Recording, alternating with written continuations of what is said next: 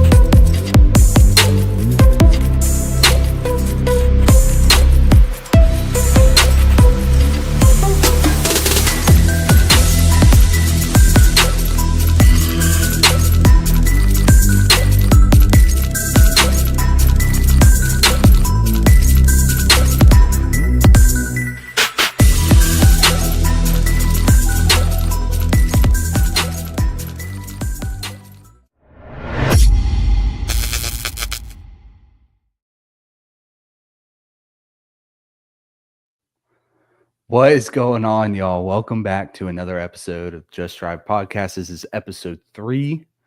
Make sure you guys hit that subscribe button, the follow button, whatever platform you're on. Go ahead and follow us. Make sure you turn that notification bell on so you know when we post.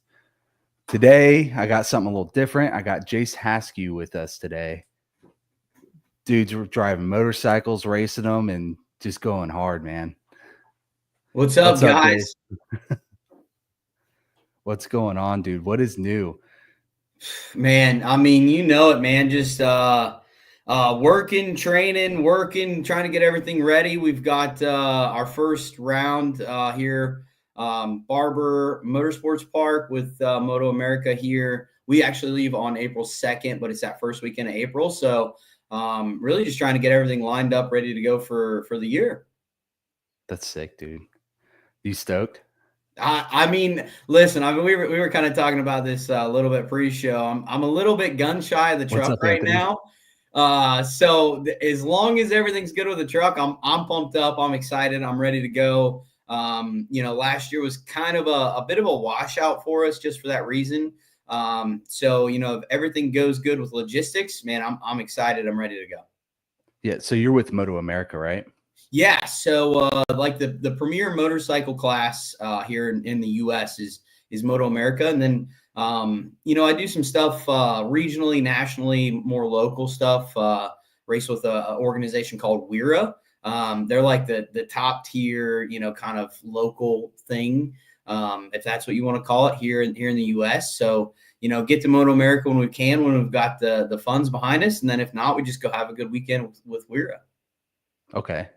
So it's like a more regional. Mm-hmm. Yeah. I mean, you can do like more entry level. Yeah, they definitely more entry level. They have like the novice expert class. They have regions, Northeast, Southeast, et cetera, throughout the country. And then they've got, some of their national, races and stuff. The big one is endurance, which hopefully we're working on some plans right now to do the endurance stuff, which it used to be a lot bigger and cooler kind of back in the day. And the money just kind of went away from it. It used to be like an 8-hour endurance race. Now it's like a 4 or 6 hour, which is still a blast. So we're working on that. We'll just kind of see how it unfolds. Yeah, I've watched a lot of endurance car racing, but dude, endurance bike racing, that's got to be intense. Dude, it's definitely one of my more favorite, definitely things to do. It's really, I think it's like the cheaper end. Like, if you want to maximize your track time for the as little amount of money as you can, endurance racing is it. The 8 hour that they used to have, man, I can remember watching my dad do it, and it was like they'd have 4 hours in the day, 4 hours at night on a motorcycle at call it 140 150 miles an hour with a headlight on the front out in the woods of nowhere, and it's like deer crossing, dude. It's a blast. It gets the hair on the back of your neck goes up. That's sick, dude.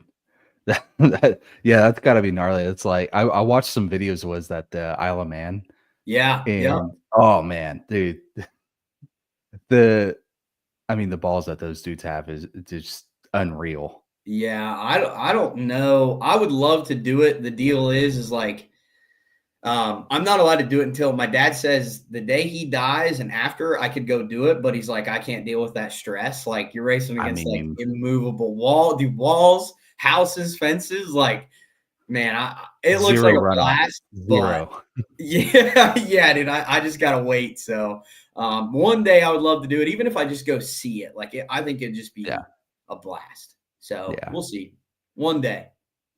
I feel you, dude. That's like your Le Mans. Yeah, it is. It is. Yeah, literally. Like I feel like They it's in the same category.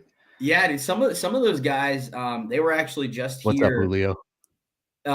for we have not the Daytona 500, but we have like the motorcycle version of the Daytona 200, which actually was the end of Yeah, bike week. that's on the Rolex track. Yeah. Correct. Yep. They just Yeah. had that here. Was it last weekend or the weekend before? Yeah, during bike Some of week. those, yeah, it's a 57 laps. It's an endurance race. You know what I mean? Yeah, They're on a doing bike for tire sure. changes, fuel fill ups and the whole deal. And a couple of those Isle of Man guys are actually here. Like the Okay. guy, Peter Hickman, he's got like the overall like fastest mile per hour lap. It was something crazy. Don't quote me on this, but it was like 136 miles an hour total for a whole lap. He was just at the 200 here a week ago, 2 weeks ago. Dude, that's gnarly. Mm-hmm. That is. Dude, good times. I could imagine. Especially, I've been to Daytona and seen, how banked that track is. Mm-hmm. And I mean, you're looking when a car goes around that bank sitting on the infield, you're looking at the top of the car. Yeah. So for those bikes, and I see how far you guys are leaning over, even on the bank, like like your wheels are basically above you on that So, banking. yeah, dude, well, and we it's kind of always been like in the back of like our minds to go do it. I've never raced Daytona like the course. Really just because of cost, tires for that Oh weekend yeah, I mean, it's outrageous, right? But I'm sure. we're gonna try, hopefully, fingers crossed. My thought is next year I want to go to Supercross. Like I want to see Supercross at Daytona, and Yeah, then do bike week, hang out, yeah, that's see all what at bike that's week, about, man. and then race that weekend. So hopefully, everything kind of works the way I want it to, and I don't have any Have vehicle. you ever been to bike week at all? Not at Daytona. No, Dude, Daytona bike week. I know. That's another monster, man. I've been a few times. it's One day. it's a good time. Yeah, I one was day. actually filming probably 2014, 2015. I was filming for a stunt group. They're called the Extreme Fury Stunners. Mhm. And they the Daytona Flea Market hired them to do their stunt show. And so we basically spent the whole week there filming them doing the stunt show and went out and partied every night during bike week. And it was a good time. I know I always get like all the Snapchats of like, like throughout the week, like that. I don't even know what that road's called, but like, where kind of all the parties happen and the bars and the drinks are flowing. And I think it's just called Main Street. Yeah. yeah, dude, it looks like a blast. Like I always get like I got a bunch of buddies that it's like they're that weekend, they go down, they're kind of big into the Harley deal. What's up, So John? they trailer down and just make a week of it camp, in tents and it's real cheap. They Yeah. just have a blast. And I don't know, man, to me, that just looks like a lot of fun. So hopefully soon, maybe next year. And I actually just picked up here a new bike for a relatively new class in Moto America. It's called the Hooligans National Championship. It's, That man, it's sounds like like my kind of class. yeah, dude. It's like you like throw some stuff together. It's a naked motorcycle. There's no bodywork, no windscreen. And they're ripping around the banks of Daytona at like, call it 150 miles an hour, no windscreen. They're just out in the weather and the wind and the wind coming over the banks. And I got a couple buddies that said it was just life changing. So we have that in the garage right now. Hopefully we're going to build that and race that next year at Daytona. Okay. That would be sick. What's up, Martinez? Martinez, Miguel. Dude, we got Martinez. Yeah, we got Martinez in here, dude. I miss that. I miss that guy. He's a trucker now, right? I don't know. Is that what he's doing? I think so. That's with his Snapchat. He's always like driving a semi, man. It looks awesome. He's like out and traveling and exploring. For reference for you guys, Jace and I were in the Army together. You came what, right after deployment? You came into the unit, or Yeah, so I got did you there. It come was while we were there? I got there. It was like you guys had just finished up your like the COVID little Oh thing where yeah. you guys were like, yeah, that's I got there, and then it was a couple weeks, until you guys kind of all came back to work. So yeah, I was like 19, yeah, somewhere around there. Yeah, it was. Yeah, we came back in 20. Was it Yeah, yep, 20. like March of 2020? Yeah, we came back. Dude, that's crazy, man. That That was a seems while like a ago. lifetime ago. Yeah, yeah. Yeah, I still remember like Private Hasskew and then like the bully specialist French. Like I just showed up one day and it was like you and I tell this story quite a bit. But I always tell like, I first got there, it was like you and Rack and like everybody was just like, man, wait till Sergeant wait till he gets here. Because he had like a little bit of leave after your guys' deployment. And I can remember, Dan, it was like me and Smozzle and Pointer and Johnson. And Johnson was there. And I know me, I was like, man, who is Sergeant Van? Dude, this guy's got to be the real deal. If French is telling me to watch my back. Nah, dude. That was all just messing with you. You found out quick that Van was a dope dude. I'm telling you, man. We actually I haven't talked to him here for a while, but I invited him to one of the races last year. Actually, he wasn't able to make it. That kind of timeline. Like I know his wife was pregnant at the time; they just had their baby. They had just gotten married, and so they had a lot going on. But yeah, him and I still keep in touch fairly regularly. That's what's up, man. Yeah, dude. Martinez is asking. He said, "What's Haskew's thoughts on the new Yamaha R1?" Man, I don't know if I have any thoughts about the new R1, but I do have some thoughts about the new R9, which is taking over the R6. Basically, long story short, was Yamaha basically quit developing the Yamaha R6 just because probably sales were low. So they built like a race only R6, and it proved to just kind of be, I don't want to say less, but when you're going against some Ducatis and some GSXR 750s, like it was just kind of a little bit down on power. So they had to squeeze everything out of the motor. Now they've developed the R9, which is replacing the R6. Man, that thing, dude, it looks awesome, man. It's got winglets on it, looks futuristic, looks like a Ducati. So I'm pretty excited to watch that one. So if it's replacing the R6, is it a 600? So it's that super sport category, that middleweight category. Really the difference is, they have the R6 and now it's the R9. The CCs are a little bit different. The cylinders are a little bit different. So it allows it to fit in that middle class structure really well. Yeah. Especially with like the latest development of like the middleweight Ducatis. Man, it's like those are it. But you've got to have, that's it, kind of some cash laying around, not for the motorcycle, but when you crash that motorcycle, it's Italian. You know what I mean? It's big money. Expensive. Yeah. It's big money to buy in the first place. And then on top of that, Yeah.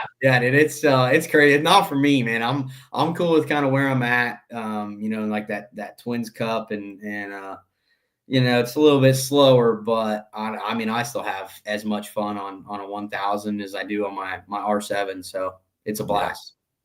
Well, I feel like on track, man, like, I don't know about you, but in the car world, everybody will always tell you you have more fun driving a slow car fast than you have driving a fast car fast.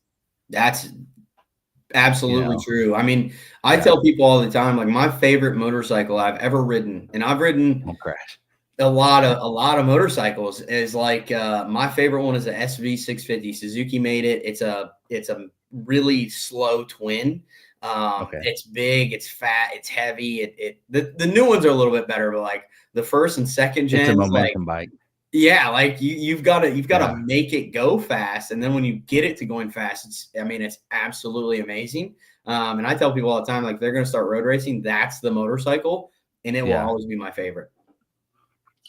That's like the Miata here, man. They're slow, The Miatas are it, man. 150 horsepower Yeah. stock, and but there's a reason why there's a spec Miata series, because people love them. Well, and they weigh all about momentum. I mean, a Miata weighs what? Call it a few hundred pounds. You know what I mean? Yeah, like they're light. Yeah, dude. And they corner. They sit maybe that low. You know what I mean? You can just pitch it into a corner and it just stays. That's crazy. Yeah. And then you throw some slicks on it and it just grips. It's like, all right, well, dude, yeah, that would be fun. That would be fun to get into. Dude, let's hit back on your racing, man. So like, for somebody just getting into road racing, like how do you do it? Like, everybody knows like SCCA or NASA for car racing, but for bikes, like, what do you do? I mean, man, it's the exact same, right? Like you kind of show up to the racetrack with we'll call little to nothing, like very little knowledge, experience. We'll call it just kind of something you built in the garage for as little money as you can, because most people that are going to get started, like especially our age, like generally have a family, like that's the priority. But I tell people all the time, I'm actually kind of in the middle of helping my younger cousin do this. Is like, there's ways to do this that are cheap and a lot of fun. I've found it best to find a race bike that's already built for cheap. Like example, that SV650, you can find those all day long on Marketplace or a handful of Facebook groups for $2,500, right? You throw a little bit of maintenance at it, you check the big ticket items, some new tires, and you go to the racetrack. You start doing track days, do a couple track days. The racetrack is a learning curve. How do you enter a racetrack? How do you exit a racetrack? Like even those two simple things, for a street rider are that could get you yelled at real quick. That could get you yelled at, or you get hurt, or you get somebody else hurt because you just enter the racetrack and go straight to a race line, and you didn't know that there's 4 or 5 guys coming through there right now, and you just pitch it in there. So I mean, you can just go do a race school, but I don't recommend it.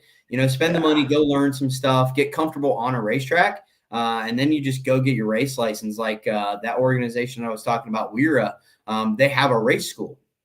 To pass, don't crash, right? Like get through the weekend, do the right thing, don't get hurt, don't get anybody else hurt, don't get crashed. And then you've got that like novice kind of intermediate license. There's some stipulations. You got to make it through a weekend or 2 weekends, without incidents or somebody calling you out or something. And then you get your full novice license. And then, dude, from there, you just, you build speed, you gain experience, you gain people around you. People around you is huge, like resources and how do you do this, and how can I, cut a corner on buying some new parts because I crashed and I need some body work. And you meet people and I mean, as you know, right, it's quickly it's a family, and everybody's there to help you. Like, there's not anybody just going to throw you to the curb. Like anybody's going to throw, hey, well, you need this. Like I might have some, let's do it. Like you want to go racing. Yeah. So it's, dude, I mean, it's easy. It's just getting started. There's a big chunk of cost to, throw in there. You've got to buy the bike, you got to buy the gear, you got to buy the helmet, the gloves and all that stuff. And then you just show up to the racetrack and don't fall. Like that's it. People underestimate the cost of safety gear. Yes. Yep. If you want good safety gear, you can buy cheap safety gear. You can, but then you're playing with your life. Yeah, you only have one head. I think I told Martinez that. I don't know if he's still here, but when he got his 600, I was like, listen, this is all good and great, but that's it, man. That's it. Yeah. And then like for cars, fire suits, man, like, because I started, diving into the research of that, and, they have everything from, you have 1 layer fire suits. Well, under that, you have to wear the fire underwear, the fire shirt, basically like long johns that are fire retardant, and they're cheap, but they're cheap for a reason. They're cheap for a reason. They meet the spec that you have to have, but they're cheap for a reason. Yeah. Well, and I mean, I don't know. Again, I don't know much about like the fire suits and things, but I mean, you're right, dude. It's like you want to do this. I tell people all the time, you have one head. And I know it's the Yeah. exact same for cars. Is like you got to spend money Roll for a good cages. helmet, for a good Dude, roll fire suit, for cages will good knock gloves. you out. Yeah, like Yeah. you don't want to like lose consciousness because in a car, and I know like some of the stuff I've seen, they have like the thing that kind of holds their head in there. But Yeah, the what if Hans device. Yeah. yeah, like what if you like Those are bang your head 2 grand. real hard and boom, you're out. Well, now Yeah. your motor's on fire, and what now? I don't. It's like Mar spend the money, do the right thing. Martinez says he's got a broken Gixxer 1000 now. Yeah, well, that sounds about right. It sounds like a Gixxer 1000. Yeah, and it sounds like Martinez. You know what I mean? A wrench and a ratchet is hard work. The shade tree mechanic. Yeah, now he's making a living looking at life through a window. You know what I mean? Oh, he's on the oil fields now, he says. Oh, that's what I'm talking He's about, doing dude. some oil rig work. See, I can't ever keep up with him. I talked to him. Oh my gosh, this was probably a few months ago, but he's always doing stuff. Yeah, dude, which is good. That's sick. Yeah, yeah. He's getting after it. So for the suits you guys wear for bikes, it has all the rash guards and everything on it, all the padding on it. Dude, like a good like race suit for a car, you're looking at somewhere between 2 grand all the way up to 10 grand, depending on what you're looking at getting. Obviously, there's tiers to this. Yeah. Yep. What is the average price for somebody getting into what they need to be looking at? Man, I'd say a good middle number is like $1,000. Okay, so they're about the same. Yeah, I mean, you can find like even the suits that I wear now, and you can see the white one there hanging on the wall. Yeah, That the company, Iron Man suit. Bison, is a fantastic company. They're one of my sponsors, but they just build a great product. And the exact same thing. There's levels, and you can go buy a big money suit, and spend a couple grand and all that stuff. I'd say the biggest thing is get something that fits correctly. Spend good money. Don't buy a used, rashed up. It's been on the ground 10 times and the leather's wearing out on the elbows and it's just waiting to explode. Find a good suit, a new suit for $1,000, something that fits right. Like you don't want it real baggy. And then again, you don't want it real tight. You want something that fits really well. And that's actually why I really enjoy the Bison suit, because it fits me really well. My build is like, I'm a short guy, but I'm a wider guy, so it's hard to fit that. Like, I can't even find jeans. You know what I mean? Like I gotta get something bigger and roll the bottoms up, or like have my grandma fix the waist. Right. So get something that fits right. I wear a custom suit. I live by custom suits fitted for me. You don't need that, but just get something that fits correct. Spend a good $1,000, maybe a little bit more. You don't go to break the bank and, buy the Mugello, Dainese, Valentino Rossi replica. You know what I mean? Get something good, an Alpine Star suit or something. There's all kinds of companies. But just get something that fits good, spend the money and do it right, because I don't know how much skin everybody else has, man, but like, I don't know how much more I got to give. Right. That's fair. Yeah. That's fair. Dude. So, all right. So this Hooligan series, see, you got me intrigued now. It's called Hooligan and I can't let that one go. But what's the point of this versus, a more traditional class? Be completely frank with you.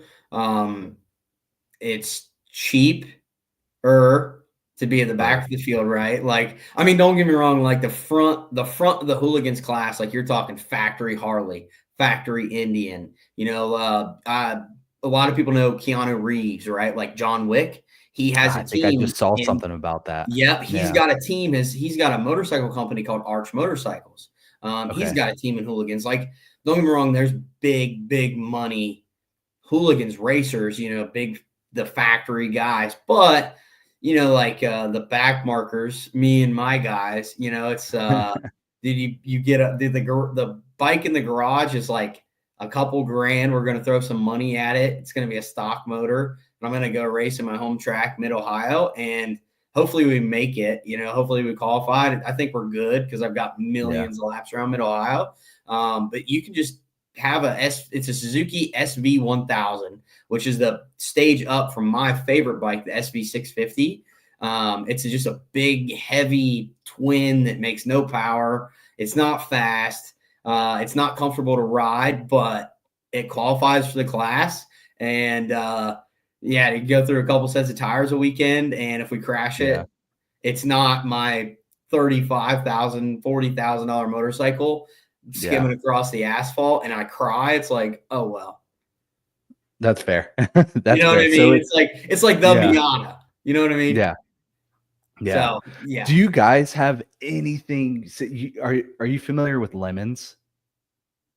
The Lemon series, the car series? It's very little. I know about it, but I don't know like anything about it. You know what I mean? So the whole point of this series is it's endurance racing. Mm-hmm. I say in quotations. And the goal, you're basically not supposed to spend more than $500 on a car. And you're supposed to go race it. That's my kind of car. Dude, I want to go to Lemons so bad. $500, you buy a little hoopty and you just. Dude, I got the van, bro. Dude, let's go run the van out there, dude. Yeah, we might have to like weld some of the frame together to strengthen it up. Fine. But the van will make it. That's fine. We won't even worry about the welding. We're just gonna spray paint free candy on the side of it and call it a day, and we'll go run it out there. Done. I'll get some. It'll probably still be faster. It'll be a great time. I'm down. Can you have 2 drivers? Yeah, you can. I think you can have up to like 4 drivers. Oh, okay. All right. So sign me, you, and Martinez up. All right, Martinez, you're in this too, dude. Let's go. Martinez will crash it, and we're out of the race. It's gonna be the 2P squad. That'll be the numbers like 2P. Dude, and you know what's crazy about this series is they do it at big name tracks. Like they go to Road Atlanta, Road America, Lime Rock. I think they come to Sebring sometimes. Sign me up. Yeah, I got all the laps around. The car track at Road Atlanta is a little bit different. Like you go through turn 1, you come up the hill, and then the motorcycles have like 2, 3, I think it's 2, 3, 4, which is off to the left, and the cars just kind of keep going back down. Is that the spot? Is that the spot where the Formula Drift uses, and they use the bike track to go around? Correct. Yeah. Yeah. It's like a little flip flop thing. And I don't remember. I think it really depends on like the trap Mac you look at is like there's 1 is the right, and then you go up the hill, and then 2, 3, 4, and then down the hill. I think something like that. It's weird. Yeah. Yeah. And it creates a B. Yep. Basically. Yeah. Martinez says he's down. He's down. I'll get your flight ticket, Martinez. Let's go, Martinez. He's got that oil money now. Yeah, he'll pay for it. I got the van. He'll pay for the race entries. We're gonna need new tires. I'm telling you, dude. Yeah, we're gonna over need tires. 65. The tires that are on Hoosiers on it. What's that? We'll throw some Hoosiers on it. I'm down. That van makes some race slicks. Yeah. Yeah. What motor does that have in it? I'm 100% honest with you. I don't even know. I know it's a 2004. It drives. Yeah, it drives. It's a 2004. It drives and it looks suspicious. It's definitely suspicious. It was $600 and it gets me around. Dude, that's another thing. So if you spend more than $500, you literally bring like snacks and stuff and you bribe the judges because they tech your car before you go and they'll point out things and be like, this isn't a $500 car. So you just slip them like a cupcake and they're like, it's a $500 car. It's definitely a $500 car. And they encourage the bribing. Dude, here's the deal: is like I have a futon in the back, so like no, it stays. It's strapped. It stays. The futon stays, and then we'll just throw like some shoulder straps, and then like we won't even need a pit for like a driver swap. We'll just like me and you will sit in the futon hanging out. Martinez will drive, and there's a door. It's like got a gate, so we'll just like. Let's go, dude. Yeah. Let's go. So this was literally a work van. This was somebody's, I'm going to go repair an AC van. Yeah. Yeah, it was bad. Like, and the only reason I bought it, and I was gonna plan on buying something anyway, but like I had just bought that new dually. And then, like I said, we're on our way to Barber for the Grand National Finals. Motor exploded, and on the way back, while I'm towing my 1-ton dually with a car trailer where the outside duals are hanging off, with a 3/4 ton 8.1 Chevy driving from Kentucky to Northern Ohio. It took us probably 7 hours. We were doing like 55 down 71. Found it on Marketplace. They had it on there for $800. Offered them 600. Picked it up the next night. Yeah, there you go. And this thing will haul your trailer and everything. So the trailer is a little sketchy. It would, but the hitch that's on it is like rusted. So when I dropped the toy hauler off when the motor exploded, it was kind of parked in like a weird spot, and I couldn't open the door because of my garage. So I just hooked it up to the van to like move it. And when I got out, like it was like this, like the tongue was dragging the ground. So Yeah. it needs a new hitch, but it would. Yeah. I mean, I'd trust it. Weld a new hitch on there and be done. Jeez. What's up, Steven? We're talking bikes, man. This dude's got a baller Harley, dude. I mean, this dude's got like looks like a Rolls Royce if if I've ever seen one, you know. Hopefully, I've talked to quite a few people because they have like that hooligans class. They have like it's like a Pan Am America Harley. I don't really know what it's called. But then they have the bagger class, which is like oh, dude, Harley Street Glide. Like they just came out with that $110,000 Harley like a couple weeks ago at Daytona. That bike was built and developed off of these Harley baggers. Like they're big race bikes, weigh 1,000,000 pounds, but they do like 180 miles an hour. They've got real suspension. They're lifted. So they like built that bike off of these Harleys. Those dudes are nuts. Dude, that's sick. Now that's something I could get into there. Dude, tune in, dude. Get on just YouTube, Moto America Baggers. Watch any race, and it's awesome. Do they live stream these races at all? Yeah, so you can do, and actually, I was going to reach out to you because you commented on my Facebook thing a couple days ago.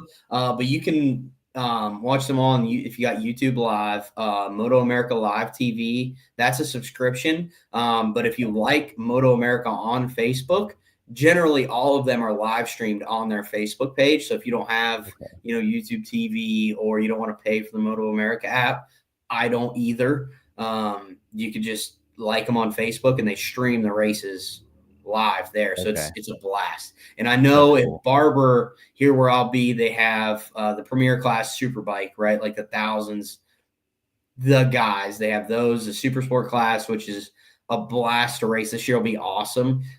Twins Cup, my class, baggers.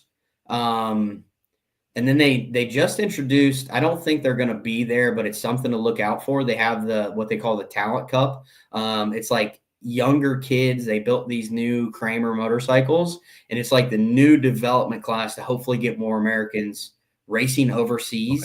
Definitely check that out. That should be a blast. I got one of my good buddies racing in that. He's young. I've known him since he was, oh my gosh, I'm not tall, and he was like to my knee. You know what I mean? Like little baby. And then they have the build train race. That's a pretty cool class. It's an all woman class. Ultimately build these Royal Enfields from ground up, and then they race. My father-in-law has a Royal Enfield. Yeah, dude, it's cool, man. I definitely recommend just about everybody to just like the Moto America page on Facebook. And like I said, you can watch. It's all live streamed on their Facebook page. So if you find something like if you don't like the Superbike class, just wait. They're gonna road race a Harley Street Glide in an Indian bagger at 180 miles an hour going on the back straight at Road Atlanta. They raced them at Daytona a couple weeks ago. It's crazy. It's nuts. Yeah. Do you have any plans on heading more west? Any tracks? Yeah. I mean, mentally, yes. Like I'd love we all have it mentally. Yeah, like I'd love to go to Coda is always on. So Moto America is always on my birthday weekend. Dude, that's all. That is. Oh man, Coda. Right? Like I want to ride Coda. Well, I want to go to Laguna Seca. I want to go to. They started racing at. It's a place called the Ridge. It's in Washington. That racetrack it's beautiful. I mean, the racetrack looks awesome. The layout is amazing. It's very elevated. It's a lot like, I think, Laguna, in the fact, like the corkscrew, like the Ridge has kind of their own version of the corkscrew. Same type of like elevation change. Yeah, dude, it looks like a blast. I would love to do it. I think the biggest struggle is logistically just paying for it. Dude, I mean? Same. The series that we're with right now is they have so we have NOLA coming up in New Orleans, and then after that is Laguna Seca. And it's like, I want to go so bad, but logistically I'm in Florida. That is literally the furthest away I could go. Dude, but if your team goes, dude, I would fly out there, even if you go for 2 days. We're not going, but if we were going, I would probably go with them and help, drive the trailer up there, because it's, obviously you can't fly a race car. It's kind of hard. Yeah, it doesn't really fit in the baggage claim. Dude, somebody call Elon. Somebody call Elon. Let's go. Build us a tunnel, dude. Well, yeah, we need something to get west for like $30. It's facts. You know what I mean? Fact. $30. Somebody call up Spirit. Tell them to get a car hauler. Tell them to buy a C-17 so we can put race cars in it. That's what it is, dude. I'll go get my pilot license. Martinez is like, he's got that oil money now. He's got the oil money, dude. He can buy the C-17, and then we'll fly to Laguna. We'll hit up all the West Coast. Wintertime, gone. We'll load the van into it. Yeah, the van's going. The van is obviously going. The van's with the futon. Now we can't strap it down too hard though, because if we strap it down too much, the frame might break. That's all right. We'll just strap it down by the tires. That's it. We'll just use like some like the inch ratchet straps. It'll be some ratchet straps. Yeah, it ain't going anywhere. It shifts during the flight, dude. Dude, listen. So speaking of flight, you'll find this story kind of funny. So when we went to when we did the Poland deal, right? We went over there. I rode over on a C-17 with like some Humvees and some Connexes like in the back. When we landed in Poland, they had those Humvees like chain and bindered to the floor. They moved inches, right? It was like 4 or 5 inches. The trucks like moved, and like I'm sitting. I mean, the outside like seats on the outside. Like I'm sitting in that little fold down seat, watching this Humvee move towards like the pilot section of the front of the airplane, and it moved a good 4 or 5 inches, and I'm like, there was no way. Just enough to make you pucker. Just enough to make you pucker. And I will never forget watching it just, and I'm like, no. Dude, speaking of the C-17, you were talking about the seats. So when we were going to Afghanistan, we flew into Kuwait, right? Mm-hmm. Commercial aircraft. We're in a big 747. We fly into Kuwait, right? Going from Kuwait to Afghanistan, they're like, all right, you're going to take the C-17. And I'm thinking, I've been on C-17s. They have the fold down seats. Mm-hmm. Nah, they packed as many of us as they could into that one plane on the floor. We flew, and dude, it was literally like a 6-hour flight, sitting on the floor of a C-17. The bags, duffels, everything. Yeah, everything is sitting like right around you. No, it was so miserable. Oh man, I was sitting there like trying to sleep, and there's no sleeping because we also had to fly around. So that it would literally be like a 2.5 hour flight, except that they have to fly around Iran. So it's like, how could you make this worse? Oh, we have to do invasive maneuvers too at the same time. Yeah, so you're getting sick. Yeah. Trying to just hold on to your duffel bags on the floor. Oh my God. Speaking of the military thing, you'll find this funny. I tell people this story anytime, like if I ever get a question asked about like anything military, I always tell them this story. And it was one of my first like kind of funny ones. So do you remember that? I don't remember what it was called, but you and Rack drove the Humvee. We all jumped in. It was like 10 people, and we still had Sergeant Lawless at the time. He jumped in with us. We did that like training op. It was like a 24, 48. Oh, that was Panther Storm. That thing, right? So you remember, dude, it was like the first night we were out there. You were like the RTO, you know, right? Yeah. So you had the radio, and I will never forget, and I tell people this story weekly about you opening the mic and yelling "caw" like a rooster over the open mic. Yeah, dude, I tell people that all the time. There's like, we're like scared. Like we just jumped in. I borrowed, this is no kidding. So I didn't have CIF at the time, and I borrowed this from Aladdin, and it was all of Rambo's gear. Like I jumped in with Rambo's helmet on, and it was like Lord. an 12 sizes too big. Yep. And we jumped in, right? Like there's like Private Hasskew, like terrified of what's happening. And you know, like you and Rack drove in, whatever, we were pulling security and doing nothing, right? And you just opened up the mic and you just yelled "caw" over the radio. That was one of the funniest things that I probably have ever seen in my life. And I tell people that story all the time. Dude, and that was probably one of the like the lowest morale field ops that we ever did, because it was right when we got off of quarantine, and I was like weeks away from being out.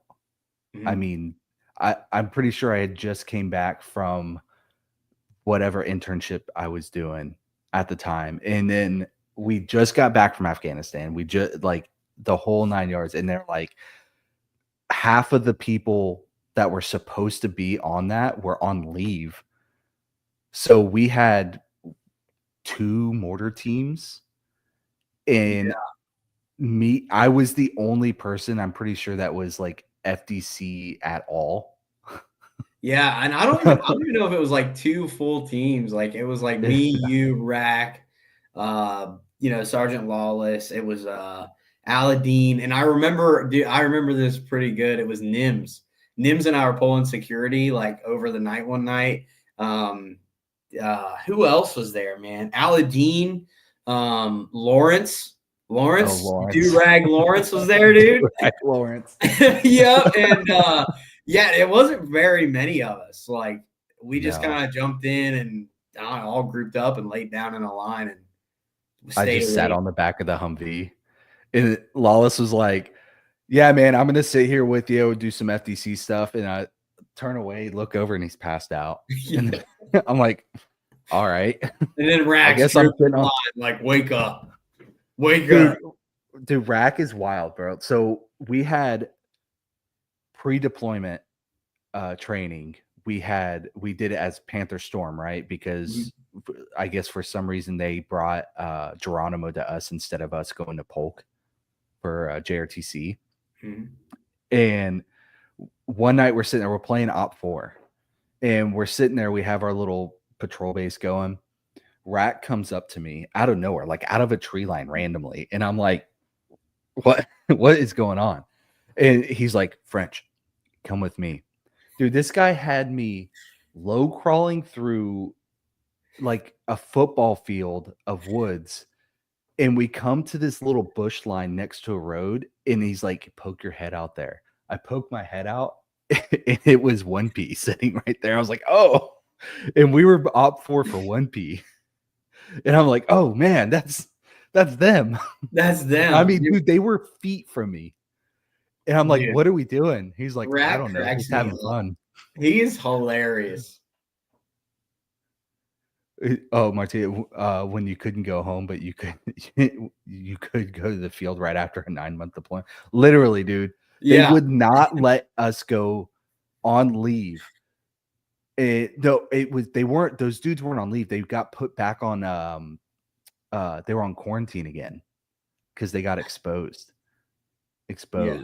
No. And then we had literally like a quarter platoon worth of people to do this entire field op. Yeah, it was a good time though. We had a And, good and time. half the people couldn't jump because we all had to bring the truck and everything because they were like, we're not dropping the truck. It was a good time, dude. It was a blast. And then, like I said, I jumped in with Rambo's XXXXXXXL ACH, and like as soon as my chute opened, it was like off my head, and I'm like, this Dude, is not good. This is no. not it. So Yeah, dude. Well, you want to shout out any sponsors or any friends that are watching or anything, man? man, definitely, man. Yeah. So to start, dude, French, appreciate you, taking the time and inviting me out, to chit chat for a little bit. I know, this is definitely a car thing. So I appreciate you having just a motorcycle guy on here, and I miss you. Let me see that. Let me see that head. Take that hat Oh, off. dude. Oh, dude. Is it You want to is see it the head? shiny? Oh, Let me see dude. it. Oh, bud. Yes. Yeah. That's what I love to see. So I appreciate you. Martinez. I don't know who else, maybe he's on from that platoon on the call, but I miss you guys every single day. Like that's it for sure. Definitely a big shout out to Bison Sage Tailoring, Maxima Racing Oils, Vortex Racing Components, Motion Pro. Sport Bike Track Gears helped me out a ton last couple months getting some new stuff. The family, the friends, everybody that just reaches out, even just likes the Facebook stuff, man. It's awesome. It keeps me going. It makes like we was talking, like the weeks here, like leading up to all this stuff of work and then going to the gym or going on a bicycle ride and then spending every night in the shop till midnight, 1 o'clock, and then waking up, still trying to balance a life and seeing nieces and nephews and friends and the family, and it's a lot. And there's a bunch of a lot of support, a lot of all that good stuff that just kind of keeps me going and makes it kind of all worth it. So it's been good. It's been fun. And hopefully soon maybe some of my nieces and nephews will get old enough where they can start doing this and I can just be crew chief. Make them work on your bikes. Yeah, I'm down, man. One day soon they will, and I'm excited for it. I'm ready to kind of get to that point and just kind of run the team and not run it and race it because it's a lot. You know what I mean? Dude, I believe that. I believe that. Dude, all I am is a little mechanic that's trying to make make a life. And dude, I watch Josh run around like a chicken with his head cut off, starting a business, and he's actually the owner of OSS. He's retiring right now from the Army. Oh, And that's awesome! also, yeah, Congratulations, dude. And then he's also got the race team, but then he also has Operational Speed Supply, which is a racing parts dealer. So he's juggling all this, kids and family and everything, and he's juggling all this at the same time. And he also drives. He drives the race car. So he's like this dude going crazy. It's dude. It's busy, dude. And he's doing a lot more than me. So kudos to him. Like, and it's a lot. Everybody just sees the cool stuff, right? The Facebook pictures and the posts, and it's it doesn't show the whole picture. So Dude, there's a lot that goes you got to into start it. filming your stuff, man.